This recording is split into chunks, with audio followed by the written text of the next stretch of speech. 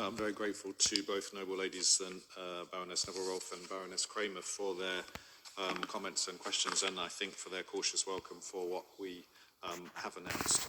The noble lady Baroness Neville-Rolfe, in her comments, I think ignores what we did announce in the budget, namely £4.3 billion of support for those experiencing increases in business rates. The previous valuation, as she knows, was based on property values during the COVID pandemic, which meant rateable values were much lower. And that did mean that some businesses, including the retail, hospitality and leisure venues that we are discussing here, are now seeing an increase as a result of this valuation. So at the budget, we announced three elements of support at a cost of, as I say, £4.3 billion, which neither noble lady mentioned in their comments. We're implementing transitional relief, which caps increases by 5% for the smallest properties and up to 30% for the largest. For any business whose value has increased so that they are no longer eligible for small business rates relief, we're capping their increase, and we've expanded the Supporting Small Business Scheme to provide specific support to those who are currently eligible for the 40% RHL relief.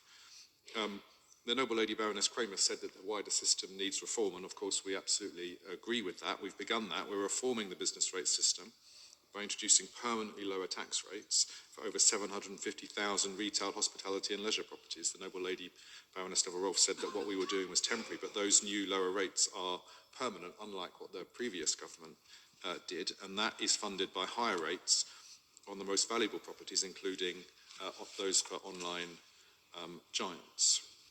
I would just like to remind the noble lady Baroness Neville-Rolfe that the previous government's plans were to scrap the temporary COVID-era retail, hospitality and leisure relief entirely in 2025, and yet now she says that more support should be offered. If they had won the last election, their plans clearly show they would have removed it overnight in April of last year.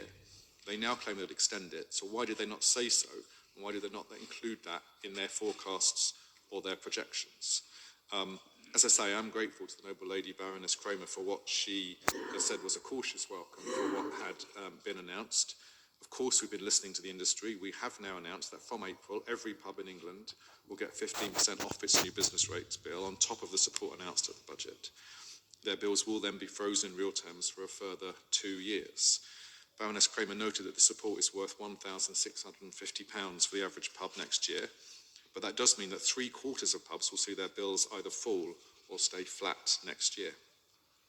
And this decision also means that the amount of business rates paid by the pub sector as a whole will be 8% lower in 28-29 than it is today.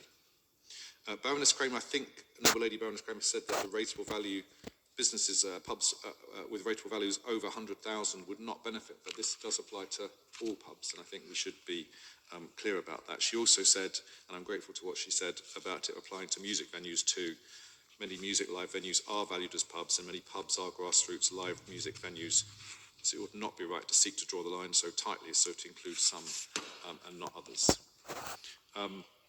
But noble lady Baroness Neville-Rolfe also talked about the structural issues that many of these businesses are facing, and she'll know that the sector has raised concerns about the way they are valued, and the government agrees this needs to be looked at and is therefore launching a review which will examine how pubs are valued for business rates, and we'll set out more detail of that review in due course. The noble lady Baroness Neville-Rolfe spent a lot of her statement telling us about what businesses need. I think what they most importantly need is stability. I think what they didn't need was the last government with the Liz Truss mini-budget, with Brexit, with austerity, and all the consequences that they had.